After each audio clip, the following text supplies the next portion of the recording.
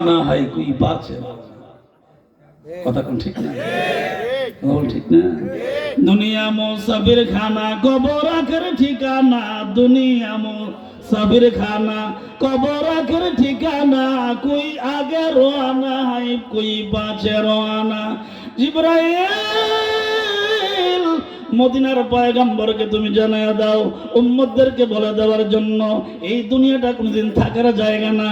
অতীতে আদম আলাইহিস সালাম থেকে মানুষগুলো আসছিল, কিয়ামত পর্যন্ত মানুষ আসবে, আসছিল, আসতেছে, আসবে, ঠিক কিনা জোরে কোন? অতীত বর্তমান ভবিষ্যৎ সবসময় মানুষগুলো আসে এবং আসতেছে এবং আসবে। কিয়ামত পর্যন্ত দুনিয়ায় মানুষ আসবে আসবে, কিন্তু কোনো মানুষ দুনিয়াতে থাকবে না, ঠিক নেই? কোন মানুষ দুনিয়ার জমিনে থাকবে না। জিবরাইল আমার পয়গম্বরকে তুমি জানায়া দাও উম্মতদেরকে বলে দেওয়ার জন্য জন্ম যে এরকম সত্য, মরণ এরকম সত্য। ও জিবরাইল, দুনিয়ার মানুষ চা যখন খায়, চা খাইতে গেলে ঠোঁটের মধ্যে গরম লাগে, ফু দিয়া দিয়া খায়। আপনাদের এই নবীপুর থেকে মুসা গ্রাম যাইতে কয়েকটা ইটের বাট্টা আছে, আছে নাকি?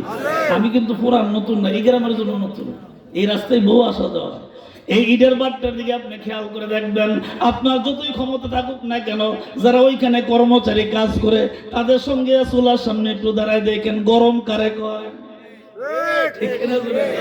আপনি বিস্কুট যেখানে বেকারিতে বানায় বেকারির চুলার সামনে গিয়ে দেখবেন যারা বেকারির কাজ করে তাদের গায়ের বর্ণ মানে চামড়ার বর্ণ পরিবর্তন হয়, সুন্দর থাকে না। ইটের বাট্টা আমি কুটি চৌমনি বাস স্ট্যান্ড জামে মসজিদে আমি জুমার নামাজ পড়াই। আমার মসজিদের পূর্ব পাশে কসবাজাইতে একটা ইটের বাট্টা আছে। কি কয় আপনাদের এলাকায়? আমাদের ইটের বাটা বলা হয় আর কি। এই ইটের বাটার ভিতরে অসংখ্য শ্রমিকরা কাজ করে, তাদের শরীরের রং যত সুন্দর তত সুন্দর থাকে না। আল্লাহ ডাকতে বলে পয়গম্বর আপনার উম্মতদেরকে জানায়া দেন এই কবরে একবার সবাই সইতে হবে, হয়তো বা কয়েকদিন আগে অথবা কয়েকদিন পরে। ঠিক না? কিসে ফালাফালি লাফালাফি করলাম দেখি পাও। 3টা কাপড়ের মালিক হবেন, জোরে কোন কয়টা? 3টা কাপড়ের মালিক শুধু হবেন, আর 5টা কাপড়ের মালিক হবে মা বোন।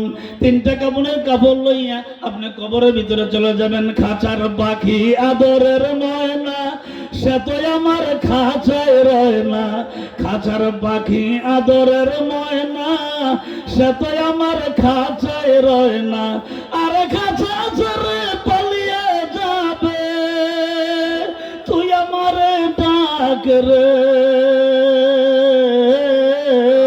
গুরুস্থানের। আরে কবর দেশের একটু মাটি বাইনা কইরা রাখ রে, কবর দেশের একটু মাটি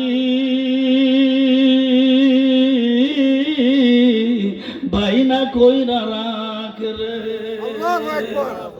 জবান করে আল্লাহু আকবার। তাইলে বোঝা গেল শুধু কবর দেশের কিছু পুঁজি নিয়ে যাইতে হবে, আর দুনিয়া মাজরাতুল আখিরা। পাও দুনিয়ার জন্য যা চিল্লা পাল্লা করতেছেন, আমি মনে করি যে আজকে কয়েকদিন ধরে একটু নিজে নিজে হিসাব করি। দুনিয়ার হিসাব হইল আসা এবং চলে যাওয়া, আসা এবং এটাই হিসাব, আর কিছু নেই। ওই যে আমার ছোট ভাই, আমার আপন ভাই না, পড়োশি আর কি, পাশের গ্রাম লতো আমার বাড়ি চন্ডিতে। তো পাশের গ্রাম নাম লতো আমরা, ওইখানে আমি মাদ্রাসা করছি, মাদ্রাসা পশ্চিম পাশে তার বাড়ি। একেবারে সহজ সরল মানুষ ছিল, দেখলে খুব ডাকাডাকি করতো। কিন্তু আজকেও আমি আসর নামাজ ওই মসজিদে পড়ছি, মাদ্রাসার পাশে মসজিদ আছে। তো আসর নামাজ পড়ার পরে কিছু মুসল্লিন আমার সাথে বেরিয়েছে, ওই কবরটার সামনে আসছে, যাকে গত পরশুদিন যাকে মাটি দিলাম, তার কবরের পাশে এসে আমার এক বন্ধু বলতেছে, দেখেন মান্নান সাহেব, এই যে পরশুদিন কবর দিলাম, আজকে সে কেমন আছে আমরা কেউ পাশে দাঁড়ায় দিয়েছি, কিন্তু খবর জানি না। অবশ্য আমেরিকা, লন্ডন, সৌদি আরব, বাহরাইন, কুয়েত, কাতার সব দেশের মানুষ বাবা মা স্বামী স্ত্রী একে অপরকে ভিডিও কলের মধ্যে সেকেন্ডে দেখে কথা বলবেন, ঠিক আছে? কিন্তু আমি যে এই আব্দুল বাতেনের কবরের পাশে দাঁড়াইলাম আসর নামাজের পরে, একটা সেকেন্ড দেখার মতন আমার তার ভালো মন্দ জিজ্ঞাসা করার আমার কোনো ক্ষমতা। বোঝা গেল সমস্ত ক্ষমতার মালিককে। আরো জোরে কোন ইন্নাল্লাহ আলা কুল্লি শাইইন কাদির।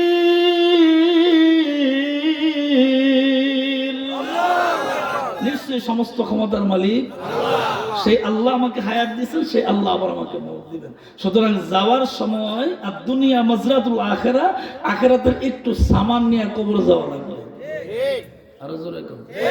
আমাদের দেশের বর্তমান, আপনাদের সোলাপুকুরিয়ার কথা বলছি না, মুরাদনগরের কথাও না, আমাদের দেশের বর্তমান মানুষের যে অবস্থান, মনে হয় যে আর মরবে না, এই দুনিয়াটাই মনে হয় তার কাছে সবচেয়ে বড়। সুদ, ঘুষ, হারাম যা আছে সব চলে, আবার গিয়ে সামনে কাতারে আল্লাহু আকবার তাকবীর চলে। কথা কয় না? এগুলি মুনাফিকি।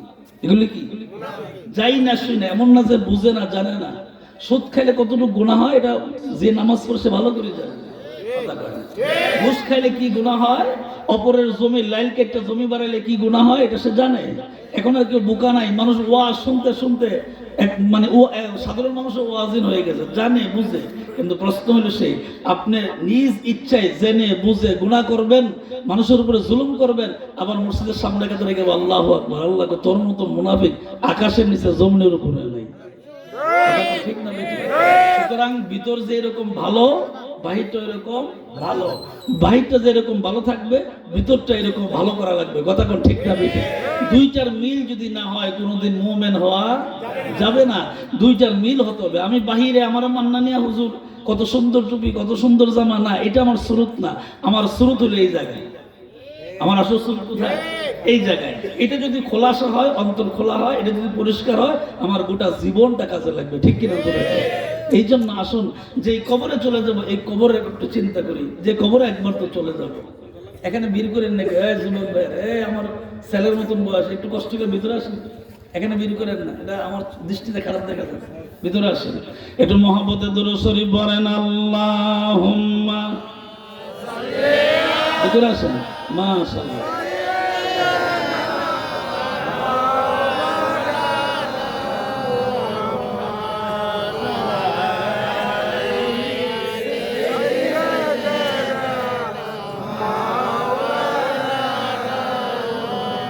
জবান খুলে কোন আমিন, আরো জোরে কোন আমিন। বাবা আমার ভাইয়েরা রে, অল্প সময় কথা বলবো। পীর সাহেব হুজুর আসলেই, পীর সাহেব কাবলা আসলে আমি মাইক ছেড়ে দিব। অল্প সময়ের কথা হবে, খুব মনোযোগ দিয়া। আমার সুর শোনার দরকার নাই, আমার যে সুর আরো ভালো আছে, আমার মন্দ আছে। একটা বাগানের ফুল, সব ফুলের গ্রান একরকম না, এক এক ফুলের গ্রান এক এক রকম। সুতরাং আমার কণ্ঠস্বর শোনার দরকার নাই। ইন্নামাল আমালু বিন্নিয়াত, আমলের নিয়তে কথাগুলি শোনার নিয়তটা পরিষ্কার করেন। আল্লাহ জিবরাইল আমার পয়গম্বরকে জানায় দাও, কিয়ামত পর্যন্ত উম্মতরা নেক কাজ করবে, ওই যে এই জায়গায় বসে বসে নেক আমল করবে। মাওলানা সানাউল্লাহ সাহেবের বাড়িতে সবে মিলেমিশে জান্নাতের বাগানে আপনি বসে রইলেন। আল্লাহ পাক ডাক দেয়া বলবেন, জিবরাইল আমার মদিনার নবীকে তুমি জানায় দাও, তারা ফেরেশতা চোখে দেখে না, জান্নাতের বাগানের ভিতরে যতক্ষণ বসে বসে থাকবে, পীর সাহেব কিবলা আখিরি মুনাজাত করবে, তাবারুক নিয়ে চলে যাবে, ওই পর্যন্ত আল্লাহ পাকের রহমতের ফেরেশতারা প্যান্ডেলের চতুর্দিক দিয়ে দাঁড়ায় দাঁড়ায় আমাদেরকে ডিউটি দেয়। কয় দল? একদল। কয় দল? একদল। একদল ফেরেশতা চতুর্দিক দিয়ে দাঁড়ায় ডিউটি দেয়। আপনি আমি চোখে দেখার ক্ষমতা, কথা বলেন, ক্ষমতা। আবার ওই একদল ফেরেশতার উপরে আরেক দল ফেরেশতা দাঁড়ায়, দ্বিতীয় দলের উপরে আরেক দল ফেরেশতা, তৃতীয় দল দাঁড়ায়, তৃতীয় দল ফেরেশতার উপরে চতুর্থ দল ফেরেশতা দাঁড়ায়। এইভাবে দাঁড়াইতে দাঁড়াইতে আসমান পর্যন্ত চলে যায়। তানা গারিয়াত তিফলে গাইজুন সাদলাবান, তানা গারিয়াত তিফলে গাইজুন সাদলাবান, করনা নালা তাবরু কাইখান আসমান। আল্লাহ আল্লাহ क्या मुबारक नाम है, अल्लाह अल्लाह क्या मुबारक नाम है, अल्लाह अल्लाह आशिकों का काम है। कदरे गौहर दानत या बेदानत जौहरी, कदरे गौहर दानत या बेदानत जौहरी, कदरे गुलगुल बुल बेदानत या बेदानत शाबुरी। जिब्राइल মদিনার নবীর উম্মতদেরকে জানায় দাও, আসমান পর্যন্ত ফেরেশতাগুলি চলে যায়। সোনাকান্দার পীর সাহেব কেবলা আখিরি মুনাজাত করবেন, তাবারুক খাইয়া বাড়ির দিকে মানুষগুলো রওনা দিবেন। বিছানার বালিশের সঙ্গে মাথা লাগানোর আগে আগে রহমতের ফেরেশতাগুলি আল্লাহকে ডাক দিয়ে বলবে, আল্লাহ গো, ও প্রাণের আল্লাহ, সুদা পুকুরিয়া পশ্চিম পাড়া মাওলানা সানাউল্লাহ সাহেবের বাড়িতে বসে বসে তোমার কতগুলা গোলাম প্যান্ডেলের ভিতরে বসে তোমার ইবাদত করছে। ঠিক নেই? প্যান্ডেলের ভিতরে বসে বসে তোমার জিকির করছে। সুবহানাল্লাহ ওয়ালহামদুলিল্লাহ লা ইলাহা ইল্লাল্লাহ। বলেন সুবহানাল্লাহ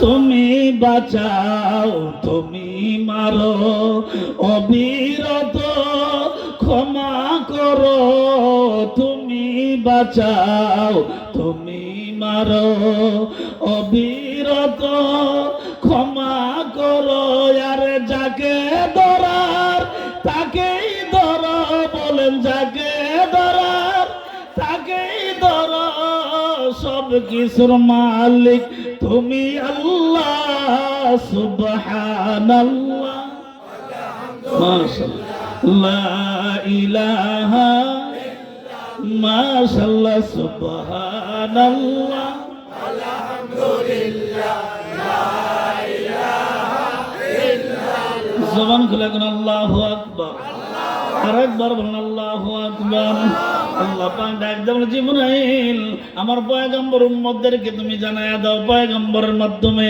কারণ উম্মতের সরাসরি কোনো ওহী নাজিল হয় না ওহী নাজিল হয় নবীর মাধ্যমে ঠিক কি না জোরে কার কাছে নাজিল হয় নবীর কাছে ওহী নাজিল হয় নবী মদিনা শরীফে শুয়ে রয়েছেন জিবরাইল আসো বন্ধ হয়ে গেছে ঠিক কি না জোরে জিবরাইল কি এরপর আর কারো কাছে আসছে কারণ শেষ ওইটা যখন নিয়ে আসেন আল্লাহ পাক নূর নবী সাল্লাল্লাহু আলাইহি সাল্লামের চেহারা মুবারকের দিকে তাকাইলেন আল্লাহর নবীকে ডাক দেয়া বলে জিবরাইল ডাক দেয়া ইয়া রাসূলুল্লাহ আমার জীবনের শেষ ওইটা নিয়ে আপনার কাছে আসলাম আপনি মদিনার রওজাতে কিছুক্ষণ পরে শুয়ে যাইবেন আপনি মদিনার রওজাতে শোয়ার পরে আপনার দায়িত্ব যেরকম শেষ হয়ে যাবে আমি জিবরাইলের দায়িত্ব শেষ হয়ে যাবে কারণ আপনি খাতামান নবিয়্যিন আপনার পরে আর কোনো নবী আসবে না আসবে নাকি কিন্তু কিয়ামত পর্যন্ত 30 জন মিথ্যাচার নবী দাবি করবে কতজন 30 জন এই যে 30 জন নবী দাবি করবে কিয়ামত পর্যন্ত তারা কোনোদিন মুমিন হবে না কাফের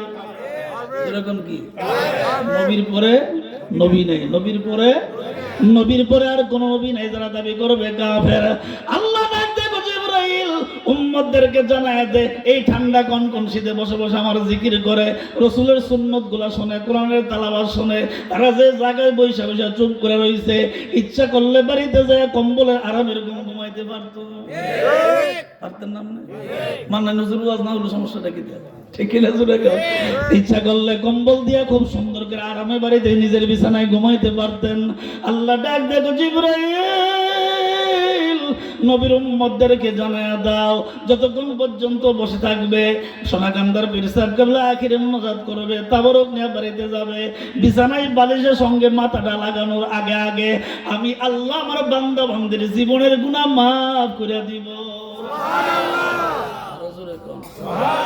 কেন মাফ করবে কারণটা কি মাফ করবে এই জন্য যে দলগুলা ফেরেশতা আসমান পর্যন্ত দাঁড়ায় রয়েছে এই রহমতের ফেরেশতাগুলি আল্লাহকে ডাক দিয়ে বলবে আল্লাহ গো সানাউল্লাহ হুজুরের বাড়িতে যে মানুষগুলা বসে রয়েছে কে বসছে তার নাম কি বাবার নাম কি দাদার নাম কি বংশের নাম কি মানে পুরা ঘটনা মানে ঠিকানা তুমি জানো গো আল্লাহ মেহেরবানি করে তাদেরকে তুমি মাফ করে দাও আল্লাহ ব্যাক করবেন প্রশ্ন করবেন ফেরেশতারা রে তাদের জন্য তো মায়া লাগছে কি রে আরো জোরে করো আরো জোরে তোমরা না তাদেরকে বানানোর জন্য নিষেধ করছিলা আমি আল্লাহ বলেছি ইন্নী নিশ্চয়ই আলামু আমি যাহা জানি মা লা তাআলামুন তোমরা তাহা জানো না তোমরা তো বানানোর জন্য নিষেধ করছিলে এখন তাদের জন্য কেন দোয়া চাও ওই সময় নিষেধ করছিলা সোনাকান্দার দরবারে 14 ফাল্গুন কোট লক্ষ লক্ষ মানুষ আখিরি মোনাজাতে বিশ্বাস হুজুরের সাথে কান্দে ওই সময় নিষেধ করছিলা এখন তাদের জন্য এত মায়া লাগছে ব্যাপারটা কি আরো জোরে কবেন ফেরেশতা যখন ডাক দিয়ে বলবে আল্লাহ মায়া লাগার অন্য কোনো কারণ না গো আল্লাহ একটাই কারণ গো আল্লাহ তাদের চোখ দিয়ে যখন পানিগুলা বেবে চোখের গোড়া থেকে এই মাছের মাথা পরিমাণ পানি যখন নাকের গোড়া এসে গেছে তখন আমরা দেখা তাদের জন্য মায়া লাগছে আল্লাহ ডাক দেখো ফেরেশতারা রে শুধু তাদের জন্য মায়া লাগে নাই আমার বান্দা বান্দির চোখের পানি দেখে আমি আল্লাহর তোর বেশি মায়া লাগছে মায়া আসেনি মুসা আলাইহিস সালাম আল্লাহর কাছে কইছে আল্লাহ একটু পানি দেন যেরকম কি দেন, পানি দেন। আল্লাহ গঠন অনেক বড়, আমি সে কথা বলবো না, যেহেতু এটা আমার আলোচনা না, শুধু একটু টাচ দিয়ে বোঝাবার জন্য। মুসা আলাইহিস সালামকে আল্লাহ পাক সাথে সাথে পানি দেন নাই, মাথায় ছিল পাগড়ি, গায়ে ছিল সুন্নতি জামা, সবগুলি করলে একটা আচার, দেখো আল্লাহ তোর পাগড়ি তুই রাখ, আমি এবার গেলাম। কারণ মুসা আলাইহিস সালাম রাগ বেশি ছিল, তো সমস্ত নবীদের ভিতরে ওনার রাগ ছিল বেশি, আর সমস্ত সাহাবীদের ভিতরে ওমর বিন খাত্তাব রাদিয়াল্লাহু তাআলা রাগ ছিল বেশি। রাগ তো আর সবার থাকে না। মুসা নবী কো রাখো, আমি গেলাম। আল্লাহ পয়গম্বর মুসা নবী রাগ হইয়া নিজের পাহাড় ছেড়ে দিয়ে দ্বিতীয় আরেকটা পাহাড়ে চলিয়া যায়, দ্বিতীয় পাহাড়টা ছেড়ে নিজের বাড়িতে যায়, নিজের বাড়ির যে উঠানটা আছে উঠানের ভিতরে চলে যায়। এমন সময় তাকায় দেখে আসমান কালো হয়ে যায়। আসমান মেঘে, মেঘ যেটা পরে এটা মেঘ না, এটা বৃষ্টি, যেটা পরে এটা কি বৃষ্টি। মেঘমালা আকাশে কালো হয়ে যায়। মুসা আলাইহিস সালাম তাকে দেখা মাত্রই গায়ের ভিতরে বৃষ্টির পানি পড়ছে, ঘরে যাওয়ার আগেই ভিজা গেছে। এমন সময় আল্লাহরে ডাক দেখো, আল্লাহ গো তুমি কি পারছিলে না ওই সময় দিতে, এখন কি রে আমার ভিজা টিজা করো ঢুকাইছো, তুমি তো ওই সময় দিলেই পারতো, তুমি না সব ক্ষমতার মালিক, এখন দিলা কি লিখে, এখন দিছো আমার ভিজাই দিছো, কারবারটা কি? আল্লাহ ডাক দেখো মুসা রে, মুসা নবী ডাক দেখো, আল্লাহ গো যখন চাইছিলাম তখন দাও নাই, তখন কি তুমি আমার বিয়াজ্জতি করলা, আমার উম্মতের সামনে আমার শরম দিলা। আমি নবী হয়ে চাইলাম, তুমি দিলা না, ওই বাইতেছি ওরা করে দিছো, এরা মনে মনে কবি নবী হয়ে চাইছি, দিচ্ছে না। আল্লাহ ডাক দেখো না রে মুসা, মুসা রে রাগ হইও না, আমি আল্লাহ মাঝে মধ্যে নবীদের পরীক্ষা করি। দেখবে যারা ঘনিষ্ঠ বন্ধু, এক বন্ধু আরেকবার মাঝে মধ্যে পরীক্ষা করে, যেমন মিষ্টি খাওয়া এমন পরীক্ষা করে একটু দেখে আর কি জাকাত আছে নি না গেছে, কথা কয় না, ঠিক কিনা? তোরা আল্লাহ ডাক দেখো মুসা রে, আমি আল্লাহ তোমারে পরীক্ষা করছি, রাগ হয় না রে মুসা। গুফতে মুসা বাখো দাদার গোহে তোর, গুফতে মুসা বাখো দাদার গোহে তোর, গুফতে মোহাম্মদ বাখো দাদার আরশে নূর, গুফতে মোহাম্মদ বাখো দাদার আরশে নূর। ও মুসা রে, তোর পারে দাঁড়াইয়া দাঁড়াইয়া যখন আমি মাওলার সঙ্গে দিদার লাভ করতাম, সব সময় আমার সঙ্গে তুমি কথা বলো, তোর পারে দাঁড়াইয়া দাঁড়াইয়া, জিবরাইলের কোনো প্রয়োজন হয় না, তুমি নিজেই কথা কও, ঠিক না?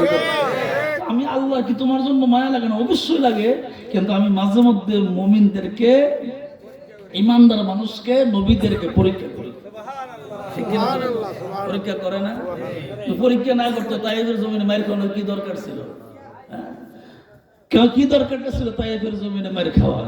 আল্লাহর নবী তাইফের জমিনে চইলা গেলেন, দুইটা পাহাড়ের মধ্য জায়গায় দাঁড়াইয়া দাঁড়াইয়া, মধ্য সুড়ঙ্গ একটা রাস্তা আছে, দাঁড়াইয়া দাঁড়াইয়া কাফেরদের সামনে বলতেছে বড় লা ইলাহা, সবাই বলে লা ইলাহা মুহাম্মাদুর রাসূলুল্লাহ সাল্লাল্লাহু আলাইহি ওয়াসাল্লাম। আল্লাহর পয়গম্বর তাওহীদ এবং রিসালাতের দাওয়াত দেয়, 12 করে তাওহীদের দাওয়াত, বাকি 12 করে রিসালাতের দাওয়াত। আসেনি?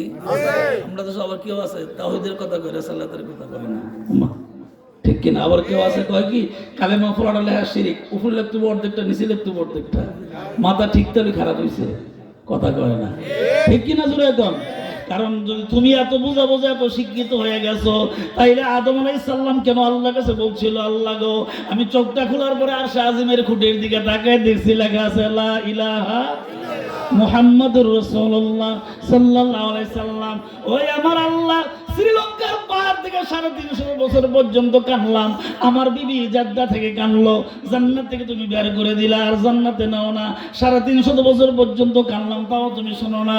আল্লাহ গো, আর শাহিমের খুঁটির মধ্যে যে কালিমাটা দেখছি, অর্ধেকটা তোমার নাম, বাকি অর্ধেকটা আরজুনের নাম, বাকি অর্ধেকটা যার নাম, তার কারণে দোয়া কবুল করো। অবতাগু ইলাইহি ওসিলা, ওসিলা করলাম এই নবী যার নামটা তোমার সঙ্গে নামের সঙ্গে লেখা আছে, অবশ্যই মর্যাদা বেশি, এই নামের ওসিলায় একজন নবী দোয়া কবুল করে, আর এই নবীর উম্মতেরা শিরিক খুঁজে। আরেকবার সবরাত্রি করন থেকে হেমনে, এটা আমার মুখ দায়িত্ব না, কি কয় একজন আলেমের জবান কি এরকম হয় নাকি? একজন আলেম কি এমন কথা বলতে পারে? সোনাকান্দা মরহুমের সানি হুজুরের সাথে আমি একই স্টেজে ওয়াজ করছি, যদি দেখতে দেওয়া যায় একবার ছোট বেটা, এত ছোট না বেড়া, মরহুমের সানি হুজুরের সাথে একই স্টেজে আমি অনেক জায়গায় কথা বলেছি। বর্তমান হুজুরে আমি দেখলে এমনি ভয় পাই, কথা খুব ভয়ে ভয়ে কই, কিন্তু হুজুর আমার জন্য আন্তরিকভাবে দোয়া করেন। আর দোয়া না করলে এই ছোট্ট মানুষটা এত ওয়াজ করতে পারতো না, ঠিক কিনা জোরে করে? আউলিয়া কেরামদের দোয়া লাগে, মা বাবার দোয়া লাগে, আল্লাহর রহমত লাগে, ঠিক কিনা জোরে বলে? বাবা আমার ভাইয়েরা রে, মূসা আলাইহিস সালামকে আল্লাহ পাক ডাক দেয়, বলে মূসা রে, তোমার ক্রন্দন দেখি আমি আল্লাহ পাক রাজি হইলাম, এই জন্য মাঝে মধ্যে আমি পরীক্ষাও করি। তাই করে জমিনে মানুষগুলা যখন নবীজিকে বৃষ্টির মতন পাথর নিক্ষেপ করলো, সুরঙ্গ রাস্তার ভিতরে বেহুশ হয়ে যায়, জ্ঞান চলিয়া যায়, অজ্ঞান হয়ে যায়। কিছুক্ষণ পরে আবার যখন জ্ঞান ফিরে আসে, নবীজি দাঁড়ায়া যায়। তাই এদের জমিনের মানুষদেরকে বলে, তোমরা পড়ো লা ইলাহা মুহাম্মাদুর সাল্লাল্লাহু আলাইহি ওয়াসাল্লাম। আবার তারা পাথর মারে, নবী বেহুশ হয়ে যায়। জ্ঞান ফিরার পর আবার দাঁড়ায় বলে, পড়ো লা ইলাহা মুহাম্মাদুর সাল্লাল্লাহু আলাইহি সাল্লাম। তিনবার কালিমা পড়াইলেন, তিনবার দাওয়াত দিলেন। একটা পাগলও দুনিয়ার মানুষ এইভাবে মারা না, নবীজিকে যে এইভাবে মারা মারছে, রক্ত জমিনে লাল হয়ে গেছে। পালক পুত্র যায়েদ রাদিয়াল্লাহু তাআলা ডাক দেয়, বলে আব্বা গো, নবীজির পালক পুত্র যায়েদ রাদিয়াল্লাহু তাআলা ডাক দেয়, গো আব্বা গো, যে অবস্থা দেখা যায় অবস্থা খুব খারাপ, একটু অনুমতি দেন, আমি কারো বাড়ির কাছ থেকে পানি আনি। গেলেন পানি আনার জন্য, নবীর নাম শোনার কারণে কেউ পানি দিল না। ডাক দেয়, বলে আব্বা গো, ইয়া রাসূলুল্লাহ, পানি তো কেউ দিল না। নবীজি ডাক দেখো, পানির কোনো দরকার নাই, আমার আল্লাহ আমার জন্য, উম্মতের জন্য একবার হাউজে কাউসারের পানি পান করাবে। আল্লাহ ওয়াদা আসেনি, ইন্না আ'তাইনাকাল কাউসার ফাসাল্লি লিরাব্বিকা ওয়ানহার ইন্না শানিয়াকা হুয়াল আবতার। কি বলবেন? আল্লাহু আকবার। কি বলবেন? লাভ তো হবে কি? আল্লাহু আকবার, আল্লাহ লিখতে 4টা অক্ষর, আকবার লিখতে 4টা অক্ষর, আলিফ ছোট্ট কাপ, আপ দারা আকবার, এই আকবার লিখতে 4টা অক্ষর, মোট 8টা অক্ষর। আল্লাহ ডাক দেখো, জিবরাইল, আমার আখির নবীর উম্মতদেরকে তুমি জানায়া দাও, যেই ব্যক্তি অন্তরে অন্তস থেকে ঈমান আনার পর একবার আল্লাহু আকবার বলে, আমি আল্লাহ তাকবীর দবিনের কারণে আমি আল্লাহ তার জীবনের গুনাহ মাফ করে দে। জবান দিছেন কে? আর হুজুরে, আর এইদের মরহুম বিশ্বকবি বলে আবু সাঈদ আসগর আহমদ রাহমাতুল্লাহ আলাইহি, উনি সুন্নি জামাতের ছিলেন, সঠিক আহলে সুন্নাত ওয়াল জামাতের আকীদার ছিলেন। ওনার 4জন ছেলে, এর ভিতরে দ্বিতীয় ছেলের নাম গোলাম রব্বানী উরুফে বুবা পীর সাহেব কেবলা। ওনাকে বুবা পীর সাহেব চিনত, মানে উনি জীবনে কোনো কথা বলতে পারেন, লেখাপড়া করছে, আল্লাহর ওলি ছিলেন, কোনো সন্দেহ নাই, কিন্তু উনি জবান দিয়ে কথা বুঝাইতে পারে না, হাতের ইশারায় কথা বুঝাইছে। তাহলে আল্লাহ তো আপনাকেও জবান দিছে, আমারও জবান দিছে, শুকরিয়া আদায় করে শেষ করতে পারবেন? কথা বলেন, পারবেন? শুকরিয়া আদায় করে শেষ করতে পারবেন না। আল্লাহ ডাক দিয়ে বলে, জিবরাইল, তাকে দেখো রে, আমার পয়গম্বর তায়েফের জমিনে রক্ত লাল হয়ে যায়। জিবরাইল তায়েফের জমিনে হাজির হয়ে যায়। ইয়া রাসূলুল্লাহ, অনুমতি দেন, যদি বলেন এই মুহূর্তে তায়েফের জমিনটাকে আল্লাহর হুকুমে উল্টায় দিব। এই মুহূর্তে আপনি শুধু বলেন, আপনি অনুমতি দিলেই আল্লাহর হুকুমে তায়েফের জমিনটাকে উল্টায় দিব। আল্লাহ নবী ডাক দেখো, জিবরাইল, তুমি কি জানো না রে জিবরাইল, ওয়ামা আরসালনাকা ইল্লা রাহমাতাল লিল আলামিন।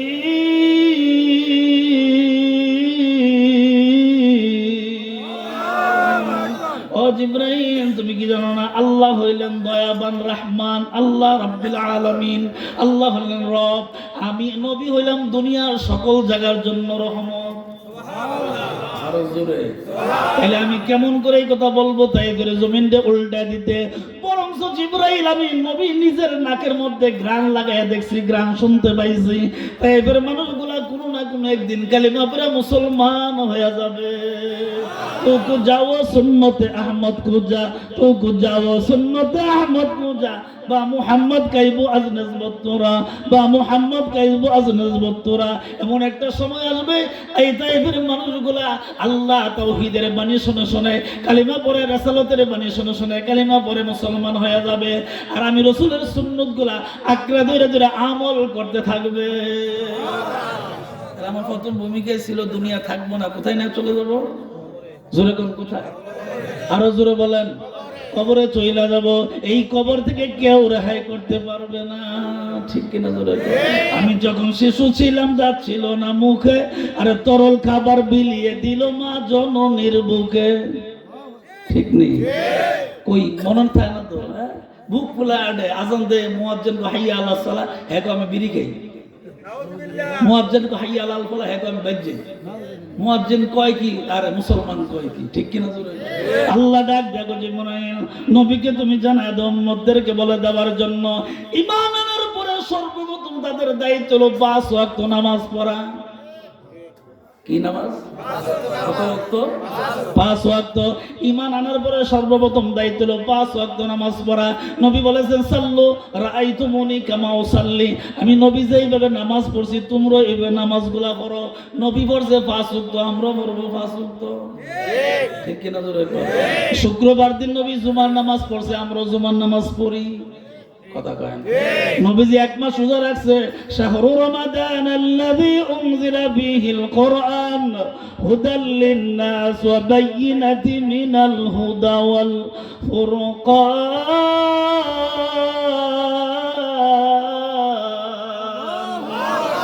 মুসলমান ইমানদারের জন্য, সুস্থ মানুষের জন্য, নারী পুরুষের জন্য শাহরু রমাদান 1 মাস, হয়তো 29 অথবা 30, 28 না 31 না 29 অথবা 30। আল্লাহ বলেন শাহরু রমাদান 1 মাস।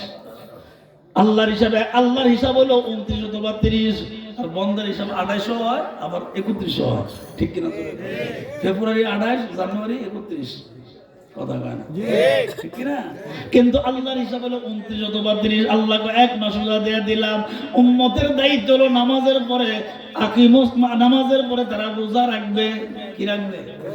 রোজা রাখবে। কি রাখবে? কেন রাখবে? ওই কবরের আহসান হওয়ার জন্য। ঠিক কিনা জোরে? কবরে যিনি যাইবেন নেক আমল নিয়ে যাইতে হবে। একা একা কবরে গেলে খালি খালি গেলে কোনো কাজ হবে না। আল্লাহ ডাক দিয়ে বলে 4 কাপে চা খাইতে যদি তোমার জিহ্বার ভিতরে এত গরম লাগে, ফু দিয়ে খাইতে হয়। জাহান্নামের আগুনের খবর তুমি লইছো নি রে বান্দা? জাহান্নামের আগুনকে আমি আল্লাহ 1 বার 2 বার না 3000 বছর পর্যন্ত তাপ দিছি। 3000 বছর পর্যন্ত এই আগুনটাকে আমি তাপ দিছি। লাল বর্ণ হইছে, সাদা হইছে, কালো হইছে, এরপরে এই আগুনটাকে বানাইছি। এই আগুন দিয়ে জাহান্নামীদেরকে পোড়া হবে। নাউজুবিল্লাহ। আরো জোরে আল্লাহ যেন আমাদের হেফাজত করেন। আরো জোরে কোন আমিন। ওয়াসিকাল্লাযীনা কাফারু ইলা জাহান্নামা যুমারা, কাফের বেঈমানদের জন্য জাহান্নামের আগুন আল্লাহ পাক রেখে দিলেন। আবার আল্লাহ পাক আর আয়াতে বলছেন ওয়াসিকাল্লাযীনা তাকাউ ইলাল জান্নাতি যুমারা, আল্লাহ পাক জান্নাতের সুসংবাদ দিলেন মুমিনদের জন্য। সুবহানাল্লাহ। কিসের জন্য? জোরে না, কিসের জন্য? তাইলে আমার যে ওয়াজের শুরুটা হলো এই, চলে আসছে যেমন সত্য, জন্ম যেমন সত্য, মৃত্যু তেমন সত্য, কিন্তু এই যাওয়ার মাঝখানে আর দুনিয়া মাজরাতুল আখিরা, কিছু আমল নিয়ে কবরে যাওয়ান লাগবো। এই জন্যই লক্ষ লক্ষ মানুষ আমল শিকার জন্য সোনাগান্ধা যায়। কথা কয় না? ঠিক কিনা জোরে কয় না? সোনাগান্ধা বিশ্বে বাড়ি গাড়ি ভাড়া দেন না, একটা চকলেট কিচ্ছু না। পাগলের মতন 14 ঘন্টা ফাল্গুন যায়। আমিও ছিলাম এবার মাহফিলে, প্রতি বছরই থাকি। নারে তাকবীর, নারে তাকবীর, নারে রিসালাত। পীর সাহেব কেবলার আগমন, সোনাকান্দা পীর সাহেব কেবলার আগমন। নারে তাকবীর, নারে রিসালাত। সোলাপুরিয়ার পক্ষ থেকে, সোলাপুরিয়ার পক্ষ থেকে নারে তাকবীর, নারে রিসালাত, নারে রিসালাত। পীর সাহেব কেবলার আগমন, পীর সাহেব কেবলার আগমন। নারে তাকবীর, নারে রিসালাত। এই মাহফিলের পক্ষ থেকে, এই মাহফিলের পক্ষ থেকে আল্লাহ কবুল করুন। বলেন আমি আরো জোরে করুন। হুজুর আসলে আমি ম্যাক্স ছেড়ে দেবো। একটু দরুদ শরীফ পড়েন। আল্লাহুম্মা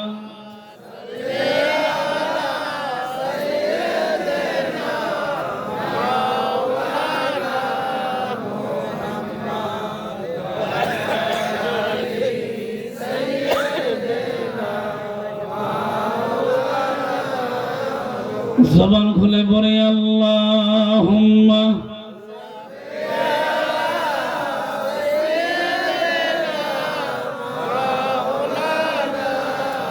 মুহাম্মাদ ওয়া আলা আলি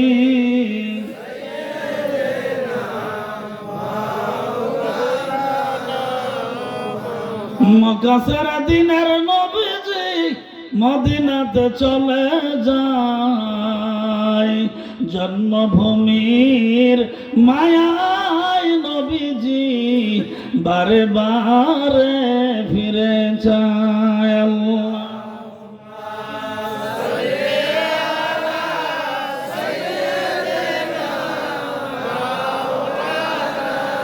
মুহাম্মদ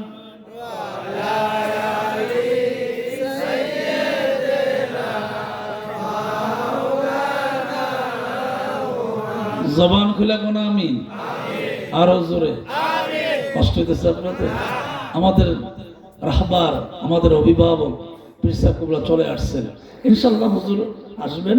আসলে হুজুরের দেখবো যখন যে স্টেজে আসতেছে তখনই আমার মাহফিল শেষ, আমার আওয়াজ শেষ। এর আগ পর্যন্ত মাইকটা ধরে রাখা দরকার আছে না? আছে। আমার একটা ইতিহাস মনে আছে।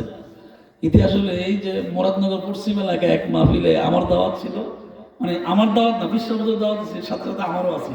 আগে বিশ্ব এরপর না মুরিদ, ঠিক কিনা জোরে কর। আমারও দাওয়াত ছিল। তো হুজুরের যাত্রাপুর থেকে ওয়াজ করে ওই মাহফিলে যাইতে একটু দেরি হয়েছে। আর দেরি হয়েছে এমন দেরি, আমার 4 ঘন্টার উপর ওয়াজ করানো লাগছে, মানে আমার কলজে ফানি নেই। তো আল্লাহ তো এই অবস্থা, আলহামদুলিল্লাহ হুজুর তো আল্লাহর রহমতে চলে আসছে, আলহামদুলিল্লাহ। আমার আর আগের মতন কষ্ট হবে না, একবারে সহজ হবে। আল্লাহ পাক হুজুর হায়াতে বরকত দান করুন। জবান খুলে কোন আমিন। আমি যে কথাটা বলতেছিলাম তাহলে এই, যেহেতু দুনিয়া আসা সত্য, চলে যাওয়া সত্য, ফাঁকে দিয়া দুনিয়া মাজরাতুল আখিরা, একটু আমল নিয়া পুঁজি নিয়া কবরে যাওয়া লাগবে। কথা কোন ঠিক? কারণ এমন এক ফেরেশতা ফিরিয়ে দিব যে কানে শুনতো না, যে কানে শুনবে না, মানে যে গর্জন দেয়া যে আপনাকে আযাব দিবে, জাহান্নামীদেরকে আযাব দিবে, সে কানে শুনবে না। অবস্থা কি হবে? এই জন্য নবীজি বলছেন সাল্লু রাআইতুমুনি কামা উসাল্লি, আমি যেভাবে নামাজগুলো আদায় করেছি তোমরা আমার উম্মত, তোমরা এইভাবে নামাজগুলো আদায় করো। চিৎকার দিয়ে করো সুবহানাল্লাহ, আরো জোরে। নবীজির একজন সাহাবীর নাম ছিল আব্দুল উজ্জা, বয়স কম ছিল। নাম কি ছিল? আরো জোরে। নাম কি ছিল? আব্দুল উজ্জা। তার বয়স ছিল কম, বাড়ি ছিল মক্কাতে, মাত্র 25 বছর বয়স। সে মুসলমান হয় নাই ওই সময় আর কি, পরে হয়েছে, কিন্তু ওই সময় হয় নাই। কিন্তু নবীরে দেখলে তার খুব ভালো লাগতো। আমার বাড়ি চণ্ডীদার, চণ্ডীদার শব্দ শুনলে বোঝা যায় যে গ্রামটার মধ্যে কিছু হিন্দু আছে। শ্রীকাইল শুনলে বোঝা যায় এলাকায় কিছু হিন্দু, কারণ নাম ওই শ্রীকাইল। কথা কয় না? এরকম কিছু নাম বোঝা যায় না? তো আমাদের হিন্দু, আমাদের সমাজে যারা হিন্দু থাকে তারা দেখবেন আলেম ওলামাদেরকে খুব সম্মান করে, যদিও তারা অন্য ধর্মের মানুষ, কিন্তু আলেমদের দেখলে কি করে? সম্মান করে, ইজ্জত করে, ভয় পায়। মসজিদ দেখলে দেখবেন দূর থেকে কোনো নমস্কার, এটা আমার নিজের চোখে দেখা। মসজিদ দেখলে আমি আনা বা আমাদের ভিতরে যারা আছে তারা কিছু মানুষ আছে আজান দিলে বাড়ির দিকে যায়, আর হিন্দু দেখলে 14 মালতাবার থেকে নমস্কার 14 বার, ঠিক না বলে? কারণ সে ভয় পায় আল্লাহর ঘর দেখলে। আব্দুল উজ্জা মক্কার একটা যুবক ছিল, বয়স ছিল মাত্র 25 বছর। একটু জোরে কোন, কত বছর? তার একটা অভ্যাস ছিল, সে বিকালবেলা নবীজির কাছে আসতেন, দীর্ঘক্ষণ পর্যন্ত, গভীর রাত পর্যন্ত নবীর সঙ্গে বসে থাকতেন, নবীর কথাবার্তা শুনতেন। তখন সে কালিমা পড়ে নাই, তো অধিক রাত্রে, গভীর রাতে সে ফিরতেন বাড়ির দিকে। তার বাবা ছিল না। মা একদিন হঠাৎ করে প্রশ্ন করছে, এই বাবা, তুই এত বিকালবেলা বাড়ি থেকে বের হস, গভীর রাতে বাড়িতে আসো, এই সময়টা থাকস কই? আমি তো থাকি আল্লাহর শ্রেষ্ঠ পয়গম্বর আব্দুল্লাহর ছেলে মুহাম্মদুর সাল্লাল্লাহু আলাইহি ওয়াসাল্লাম, আমি ওই নবীজির সঙ্গে থাকি। তুই কি এই ধর্মের নি? তোর বাবা, তোরা সব তো ভিন্ন ধর্মের। হ্যাঁ, কাবা শরীফের ভিতরে 60টা মূর্তি আছে, এগুলো পূজা আমরা করি, তো তুই এখানে যাস কেন?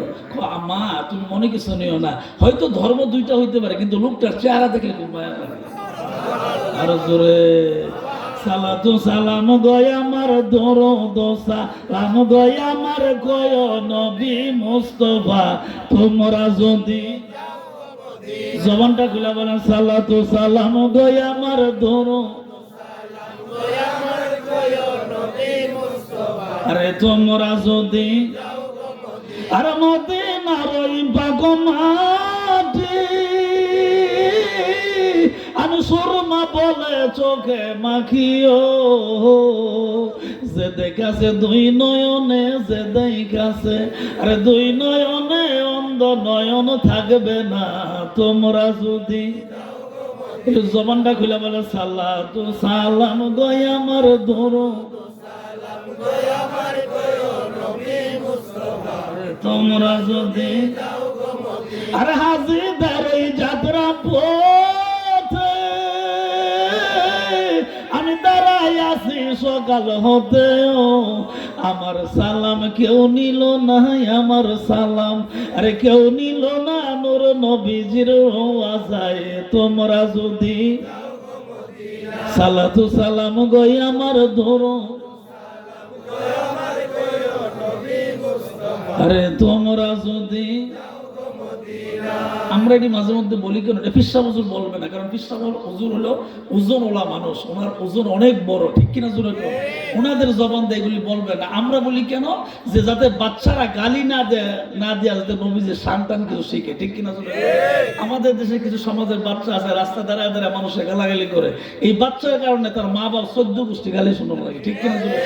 আপনি যখন এই বাচ্চাটাকে নাতে রাসূল সাল্লাল্লাহু আলাইহি ওয়াসাল্লাম অথবা কোরআন তেলাওয়াত অথবা কোনো দোয়া এগুলি যখন শিখাইবেন, এই বাচ্চা কখনো কাউকে গালি দিবে না। যখনই মনে হবে তখনই কোরআন তেলাওয়াত করবে, যখনই মনে হবে তখনই গজল বলবে, যখনই মনে হবে তখনই দোয়া পড়বে, ঠিক কিনা জোরে। আর মা বাবার দায়িত্ব বলে দাও, বাবারে গালাগালি করো না, ইসলামে কোনো গালাগালি, কথা কন, ইসলামে কোনো গালাগালি। এই জন্য দেখবেন পীর সাহেব হুজুর অল্প অল্প কইতে কইতে 3-3.5 ঘন্টা ওয়াজ করেলা, একটা কথা কোরআন হাদিস ছাড়া বলে না, ঠিক কিনা জোরে কন। একটা কথা হুজুর, আমার এই বয়সে আমি দেখি নাই হুজুরে কোরআন হাদিস ছাড়া কোনো কথা বলতে। কত সুন্দর করিলা মানুষদেরকে একটা একটা করে কোরআন এবং হাদিসের কথাগুলি মানুষকে বোঝায়, যাতে আখিরাতে আপনার আমার উপকার হয়, কথা কোন, ঠিক না বেঠিক। আমরা মাঝে মধ্যে এইগুলি কেন বলি, যাতে মানুষের হৃদয়টা প্রশান্তি পায়, শান্তি পায়, বাচ্চাগুলো যাতে সুন্দর সুন্দর কথাগুলি শোনে। মা ফাতেমাকে দেব শোনেন আব্বা কই আপনারে, ও আব্বা বলে ডাকবো কারে, আব্বা বলে ডাকবো কারে, মদিনাতে হাই রে হাই তোমরা যদি। জবানটা খুলে বলেন সালাতু সালাম গই আমার ধরো, তোমরা যদি। বাবা আমার ভাইয়েরা রে, আব্দুল উজ্জা নবীজিরে মায়া করে মহাব্বত করে, কিন্তু ঈমান এখনো আনে নাই। মায়া করে মহাব্বত করে ভালোবাসে, রাত গভীর পর্যন্ত বৈশা থাকে। হঠাৎ করে নবীজির বয়স যখন 53 বছর পূর্ণ হয়ে গেল, মক্কা ত্যাগ করে নবীজি মদিনার দিকে রওনা দিল। অজানা একটা রাস্তা, জানা নাই চিনা নাই রাস্তা, ইয়াসরাবের দিকে রওনা দেয়। বর্তমান জায়গাটার নাম মদিনা শরীফ। নবীজি যখন আগমন করেছিলেন তখন নাম ছিল ইয়াসরাব। বেশি সুবিধাজনক জায়গা আছিল না, নবীর আগমনে হয়ে গেছে সোনার মদিনা, ঠিক কিনা জোরে কথা বলেন। নবীজির আগমনের কারণে নাম হয়ে গেছে সোনার মদিনা। সোনার মদিনা বহু দূরে, কিন্তু মদিনা শরীফ আমার অন্তরে, হ্যাঁ বলেন কিন্তু মদিনা শরীফ আমার অন্তরে। জবান খুলে বলেন সোনার মদিনা বহু দূরে, কিন্তু মদিনা শরীফ আমার অন্তরে, হ্যাঁ বলেন কিন্তু মদিনা শরীফ আমার অন্তরে। আব্দুল জামার কাছে যায়, আম্মা গো, মা বাবা তো নাই, কার কাছ থেকে মানে আমি অর্ডার নিব, হুকুম নিব। মা, মা গো তুমি আমাকে একটু হুকুম দাও, আমি মক্কা ছেড়ে ইয়াসরিবের দিকে যাই। জিজ্ঞাসা করে, বাবারে কেন যাইবা? যে লোকটারে ভালোবাসতাম আমি, আজকে বিকাল বেলা গিয়া খবর লয়ে দেখছি গতকাল নাকি রাতের বেলায় আধার রাতে মক্কা শরীফ ত্যাগ করে নাকি ইয়াসরিবের দিকে চলে গেছে। এই জন্য আমার আব্বা একজন মানে সুললিত কণ্ঠের অধিকারী ওয়াজিন ছিলেন। আমার আব্বার নাম ছিল সৈয়দ আব্দুল মান্নান পীর সাহেব। আমার আব্বা যান প্রায় সময় ওয়াজের ভিতরে এই কথাটা বলতেন, ওই মদিনার পথের আমার, ওই মদিনার পথের আধার রাত্রে চলছে নবী আবু বকর সাথে, ওই মদিনার পথের আমার, ওই মদিনার পথের আমার ওই মদিনার পথে। জবান করে এখন মারহাবা, আরো জোরে। আমার ভাইয়েরা আমার আব্দুল জামার কাছ থেকে অনুমতি নিয়ে সুন্দর করে আইয়াসরাবের দিকে চলিয়া যায়, নবীজির কাছে দৌড়ায় যায়। মসজিদে নববীর মদিনা শরীফ যখন দৌড়ায় যায়, গিয়া খবর নিলেন নবীজি কোথায়, রেস্টের ভিতরে আছে। দরজার ডাইন পাশে দাঁড়াইয়া বৈশা রইছে, গায়ের ভিতরে একটা কম্বলের টুকরা, পরনের মধ্যে একটা কম্বলের টুকরা। অনেক ধনী মানুষ, কিন্তু দুইটা কম্বলের টুকরা নবীর দরবারে হাজির হইয়া যায়। চুলগুলো পাগলের মতন, মানে একেবারে আউলা জাউলা হয়ে রইছে, পাগলের মতন। আল্লাহ নবী ঘর থেকে বের হইলেন, ডান দিকে তাকাইলেন, তাকায় দেখেন নবীজি তাকায় দেখেন পাগলের মতন একটা ছেলে যুবক বৈশা রইছে। নবীজি একটু ভালো করে নজর করলেন, তাকায় দেখেন আব্দুল মক্কা থেকে মদিনায় 450 মাইল দূর। এত দূরে তুমি কেমন করে 13টা মঞ্জিল পার হয়ে মদিনাতে আসলা? কেমন করে তুমি আসলা? আব্দুল উজ্জা ডাক দেখো, নবীজি গো, ঈমান আনি নাই কথা সত্য, কিন্তু আপনার ছাড়া আমি উজ্জার ভালো লাগে না। নবী গো, আপনাকে ছাড়া তো আমার ভালো লাগে না। আমি গতকাল বিকালবেলা এসে দেখি আপনি কাবা ঘরের কিনারে নাই, আপনার কোনো খবর নাই। মুরব্বীদেরকে জিজ্ঞাসা করলাম, এরা বলছে রাতের গভীরে আপনি কোথায় চলে গেছেন। শেষ পর্যন্ত শুনলাম আপনি ইয়াসরিবে চলে আসছেন। এই জন্য আমি মক্কা ছেড়ে, মক্কা থেকে আমি কি লাভ হবে?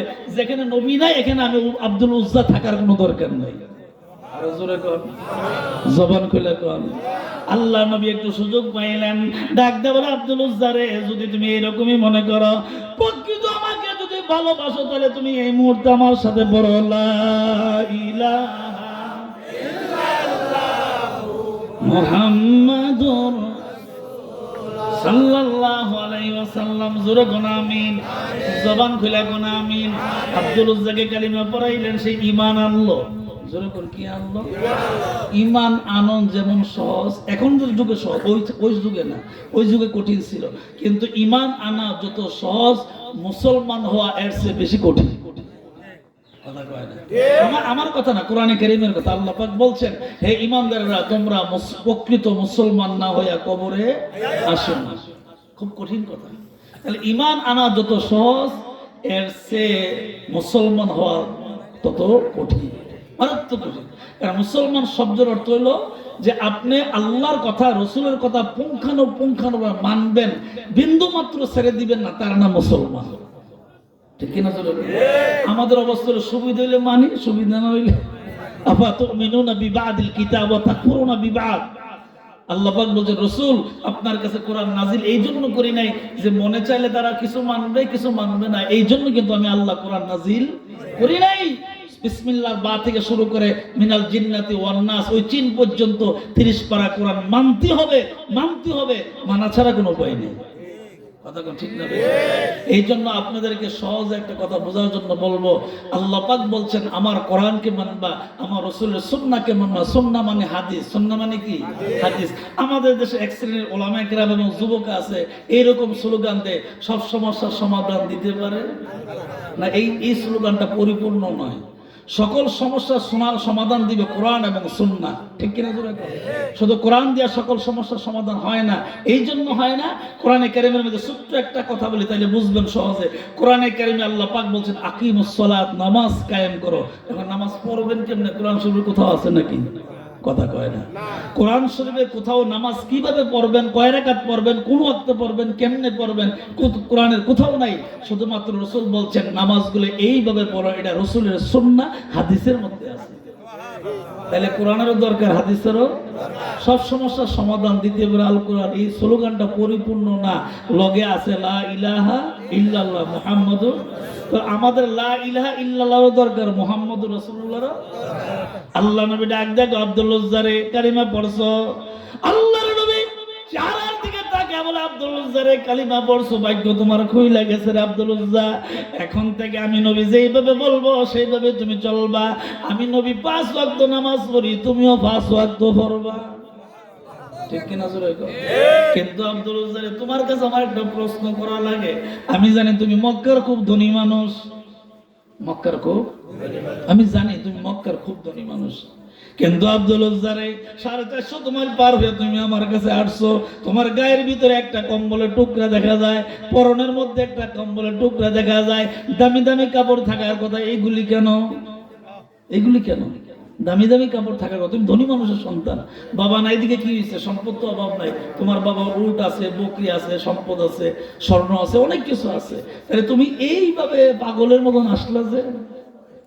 আব্দুল উজ্জার সাথে সাথে চোখের পানি ছেড়ে ছেড়ে কাঁদতে আরম্ভ করলেন, আল্লাহ নবী গো, আপনি আমার যে বর্তমান অবস্থা দেখছেন, বর্তমান অবস্থার জন্য আমি কাউকে দায়ী করব না, কিন্তু প্রশ্ন হইল গো নবীজি, আপনি যেহেতু আমাকে প্রশ্নই করছেন, উত্তর না দিয়া পারা যায় না। পয়গম্বর, আমি যখন আপনাকে ভালোবাসছিলাম তখন আমার চাচা পছন্দ করতো না। আমার মানে আমার বাপ তো নাই, আমার গার্জিয়ান ছিল চাচা, চাচা পছন্দ করতো না, আমার চাচা আমাকে পছন্দ করতো না। যেই মাত্র আমি চাচার সামনে দাঁড়ায় বললাম, চাচা গো, দুনিয়ার সম্পদের দরকার নাই, বাড়ি ঘরের দরকার নাই, আমার মদিনা ওয়ালার দরকার, আমার কিচ্ছু দরকার নাই, আমার মদিনা ওয়ালা দরকার। মদিনা ওয়ালা যেখানে, আল্লাহ আছে ওইখানে, কথা কয় না আসেনি? আমার কথা না, কোরআনের কথা। আল্লাহ পাক বলছেন, قل إن كنتم تحبون الله فاتبعوني يحببكم الله ويغفر لكم ذنوبكم والله غفور رحيم।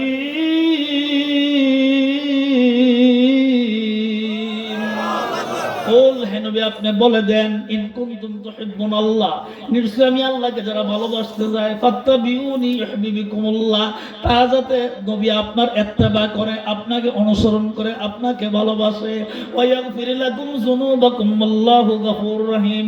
যদি আপনার ইত্তেবা অনুসরণ সঠিকভাবে করে, আমি আল্লাহ ওয়াদা দিলাম, আমি গফফার, আমি রহমান, আমি রহিম, এই ওয়াদার কারণে আমার বান্দা বান্দির জীবনের গুনাহ মাফ করে দিলাম।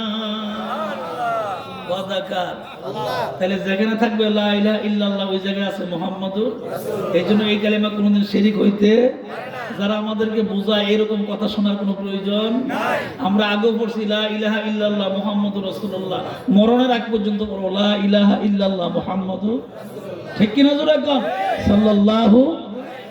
আব্দুল উজ্জারে, তাইলে বলো ঘটনাটা কি?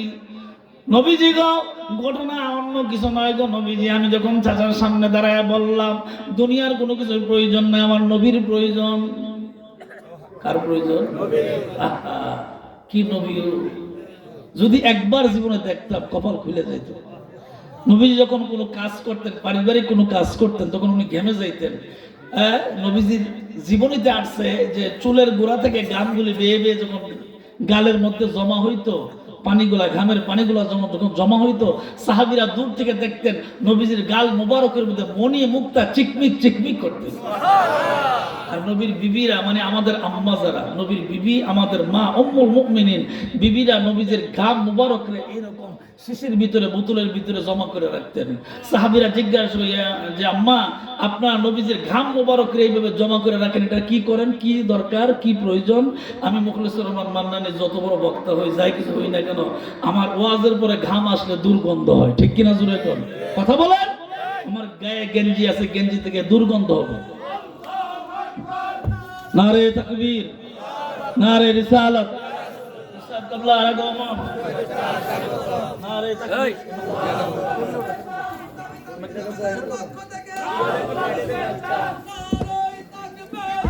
সবাই বসেন, যার জায়গায় বসেন। নারে তাকবীর, নারে রিসালাত, ইসলাম কাবলা আরাগমন, ইসলাম কাবলা আরাগমন। সুলাকাবাসীর পক্ষ থেকে, এই মাহফিলের পক্ষ থেকে নারে তাকবীর, নারে রিসালাত। সবাই বসে বসে বসে বসে, সবাই বসে, কেউ উঠবেন না, যার যার জায়গায় বসে থাকেন, আদব রক্ষা করুন, বসেন।